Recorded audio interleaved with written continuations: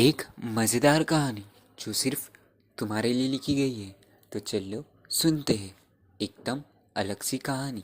कुछ कहानियां सिर्फ लिखी नहीं जाती, वो जी जाती हैं, जैसे ये वाली।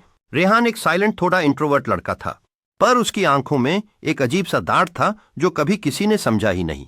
उसके माँ बाप 10 साल पहले एक एक्सीडेंट में गुजार गए थे और तब से वो अकेला रह रहा था, एक छोटी सी फ्लैट में जहां बस एक बेड, एक लैपटॉप और एक शेल्फ थी मेमोरीज से भरी हुई।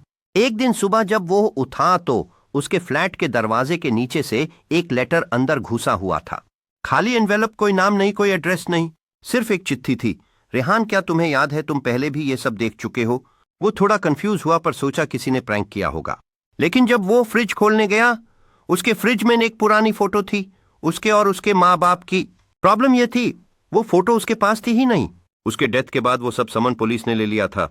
रेहान का दिमाग हिल गया। उसने फोटो पे लिखे डेट देखा, 2005, पर वो डेट उसके मेमोरी से मैच नहीं करती थी। तभी उसके फोन पे एक अननोन नंबर से मैसेज आया, क्लॉक देखना बैंड करो, टाइम तुमसे झूठ बोलता है। वो डर गया, पर क्यूरियोसिटी ज्यादा थी। उसने अपनी पुरानी डायरी निकाली, हर पेज साफ था, लेकिन जब टॉर्च की लाइट उस पे पड़ी तो एक इनविजिबल इंक जैसा लिखा दिखने लगा, साइकिल रिपीट हो रहा है, तुम्हें अब भी नहीं समझ आया? अगले दिन उसने लैपटॉप ओपन किया, कैमरा ऑटोमेटिकली ऑन हो गया। स्क्रीन पे एक पुरानी वीडियो चली, उसका ही फेस, लेकिन वो चिल्ला रहा था, अगर तुम ये देख रहे हो तो मैं तुम हूं और मैं अटका हुआ हूं। हर 7 दिन बाद सब रिसेट होता है, मैं हर बार याद करता हूं, तुम भी करोगे। रेहान ने तुरंत अनप्लग कर दिया। उसे समझ नहीं आ रहा था कि ये हेलुसिनेशन है या कोई गेम। रात को उसे एक ड्रीम आया। वो एक जंगल में था, सामने एक छोटी सी झोपड़ी थी, अंदर एक ओल्ड मैन था जिसे उसने पहले कभी नहीं देखा, और उस आदमी ने उससे एक नाम लिया, जोया। रेहान ने कभी किसी जोया का नाम नहीं सुना था, पर जब सुबह उठ के उसने गूगल किया, एक मिसिंग रिपोर्ट मिली, Zoya Khan last seen 6 years ago। और जो सीसीटीवी इमेज थी उसके बगल में रेहान खड़ा था। वो शॉक हो गया। उसने तुरंत पुलिस स्टेशन जाके इंक्वायरी की, पर जब उसने रिपोर्ट दिखाई तो वहां लिखा था, case closed, suspect dead, Rehan Arman. वो चिल्लाया, मैं जिंदा हूं। अस रात उसने डिसीजन लिया, सबका सच समझना है। उसने वही जंगल फाइंड किया जैसा सपने में था। रियल में वो जगह एग्जिस्ट करती थी। वहां गया, वही झोपड़ी थी, पर आदमी नहीं था, सिर्फ एक डायरी थी, उसी हैंडराइटिंग में जो उसके लेटर में थी। जोया अब भी वहां है, पर अगर उस तक पहुंचे तो याद रखना, तुम वही बन जाओगे जिसे ढूंढ रहे हो। डायरी के अंदर एक पेपर था, जीपीएस कोऑर्डिनेट्स। रेहान ने जीपीएस फॉलो किया, एक पुरानी मिनी के पास पहुंचा। वहां अंदर जाने के लिए एक टनल थी। टॉर्च लेकर वो अंदर गया और सब कुछ अंदर बिल्कुल अननेचुरल था। हर पाथ पे उसकी खुद की फोटोज लगी थी, कुछ ऐसे मोमेंट की जो उसने कभी क्लिक ही नहीं किए थे। एक फोटो में जोया उसके कंधे पे हाथ रखे खड़ी थी, जबकि उसने उस कभी देखा ही नहीं। तभी उसके पीछे किसी ने कान के पास बोल दिया, मुझे फाइनली मिल गया तू। वो घूम के देखता है, जोया खड़ी थी, लेकिन वो जिंदा नहीं लग रही थी।